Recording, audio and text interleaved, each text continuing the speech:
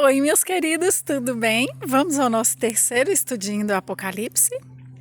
Antes de começarmos, eu gostaria de fazer alguns esclarecimentos de comentários que eu recebi dos primeiros vídeos. Tem um monte de gente gostando. Eu agradeço também os feedbacks, né? Que é muito bom saber se vocês estão gostando, se estão conseguindo acompanhar ou não. Mas tem duas coisas que eu queria esclarecer com vocês. Primeira, é que tem algumas pessoas pedindo que para eu enviar, sempre que eu gravar um vídeo, para enviar para elas. Só que como são muitas pessoas, gente, corre o risco de eu esquecer. Então, por favor, faz uma gentileza. Vai aqui embaixo no sininho, ó, inscreve no canal e ativa o sininho de notificação, porque sempre que tiver um vídeo novo, você vai receber o aviso. E o segundo esclarecimento que eu queria fazer é que tem gente que falou comigo assim: nossa, Alice, que legal! Eu não sabia que tinha 7 Espíritos Santos. Gente, eu não falei que tem 7 Espíritos Santos, não, hein, gente? A gente já tem problemas suficiente. O Apocalipse fala sobre os 7 Espíritos de Deus. É diferente, tá? Espírito Santo não quer dizer que são 7 Espíritos Santos, não. São 7 Espíritos de Deus que significa que Jesus ele é plenamente cheio, que ele tem os 7 Espíritos de Deus. Agora vamos abrir a nossa Bíblia no Apocalipse capítulo 1. A gente vai dar uma relidinha no que a gente já estudou até agora e vamos continuar. Revelação de Jesus Cristo que Deus lhe deu para mostrar aos seus servos as coisas que em breve devem acontecer. E que ele, Jesus, enviando por intermédio do seu anjo, Gabriel, notificou o seu servo João, o qual atestou a palavra de Deus e o testemunho de Jesus, quanto a tudo que ouviu. Quanto a tudo que viu. Bem-aventurados aqueles que leem e aqueles que ouvem as palavras da profecia e guardam as coisas nela escritas, porque o tempo está próximo. Essa é a passagem mais confortante para a gente, saber que o tempo está próximo. João, aqui é a dedicatória às 7 igrejas. João, às 7 igrejas que se encontram na Ásia. João, às 7 igrejas que se encontram na Ásia. Graça e paz a vós outros, da parte daquele que é, que era e que há de vir, da parte dos 7 espíritos que se acham diante do trono, e da parte de Jesus Cristo, a fiel testemunha, o primogênito dos mortos, o soberano dos reis da terra, aquele que nos ama e que pelo seu sangue nos libertou dos nossos pecados e nos constituiu reino, sacerdotes para o seu Deus e Pai. A ele a glória e o domínio pelos séculos dos séculos. Amém. Gente, depois de ler esse texto que é tremendo, é incrível, é maravilhoso, eu convido vocês para abrir a Bíblia em mais 2 passagens.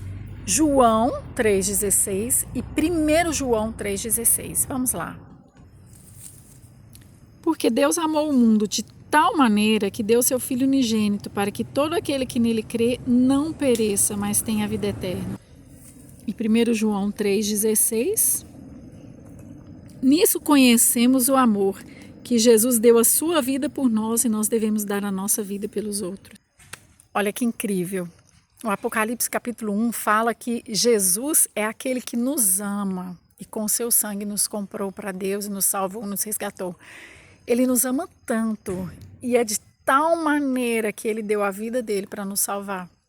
Aqui nós estamos comemorando a Semana Santa e é um momento que a gente para e reflete no tamanho do sacrifício que Jesus fez por nós. Então, assim, que nós possamos confiar nesse amor, porque esse amor é o que faz diferença na nossa vida. Ele nos ama tanto a ponto de nos dar a própria vida.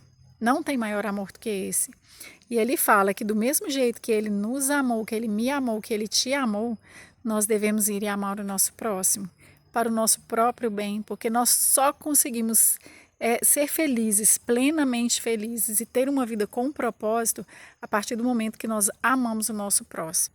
E o Apocalipse fala também que Jesus é a testemunha fiel e verdadeira. Ou seja, tudo que ele fala é verdade, Jesus não mente. E todas as promessas que ele faz, ele cumpre. Então, se a promessa é de Deus, pode esperar que ela vai se cumprir, porque ele é uma testemunha fiel e verdadeira. O Apocalipse fala também que ele é o primogênito dos mortos. O que isso significa? Que ele é o primeiro a ressuscitar. Se ele ressuscitou, os outros ressuscitaram também, porque Jesus, ao morrer, ao vencer a morte, ele adquiriu o poder sobre a morte. Ele venceu para poder ressuscitar todos aqueles que confiam nele. É por isso que os outros são ressuscitados. Aí você me pergunta, mas tiveram algumas pessoas que ressuscitaram antes de Jesus? Por exemplo, o próprio Lázaro, que Jesus ressuscitou antes de morrer. A ressurreição dessas pessoas só foi possível porque Jesus viria morrer para pagar pelos pecados delas. Então, mesmo que eles tenham ressuscitado antes, eles só ressuscitaram porque Jesus ressuscitaria, porque Jesus morreria e ele venceria a morte. É como se ele tivesse sido, tipo assim, comprou um pouco antes, mas a garantia é que Jesus viria. E o Apocalipse fala também que Jesus é o soberano dos reis da terra, ou seja, o príncipe dos reis da terra. Pela obediência dele, pela vitória que ele conseguiu na missão que lhe foi dada, ele foi colocado acima de todo o principado, de toda a potestade, de todos os reis da terra. Tudo porque ele foi fiel à missão que ele recebeu. Isso serve para nós também, para mim e para você. Sempre que nós somos fiéis à missão que Deus nos dá, nós somos exaltados, a gente sobe, a gente tem sucesso. Então seja fiel na missão que você recebeu. E agora, por último, abra sua Bíblia no último verso desse estudo. Apocalipse capítulo 3, verso 20. Desculpa, eu falei errado. É Apocalipse 3, verso 21. Ao vencedor dar-lhe-ei sentar-se comigo no meu trono, assim como também eu venci e me sentei com o meu Pai no seu trono. Jesus venceu. Ele venceu a morte, ele venceu o pecado, ele cumpriu a missão dele. E por causa disso ele se sentou com o Pai lá no trono do universo, para reinar sobre todo o universo. E a promessa que ele fez para nós, a fiel testemunha, aquele que não pode mentir, ele fez uma promessa que quem vencer vai se sentar com ele no trono dele, assim como ele venceu e se sentou no trono do Pai. Então, que Deus te abençoe muito, meus queridos, e que cada um de nós, que eu e que você, que nós possamos vencer para reinar com Deus e com Jesus durante os 1000 anos, né? Deus abençoe muito. Beijo para quem é de beijo, abraço para quem é de abraço, cheiro para quem é de cheiro e distância para quem é de distância.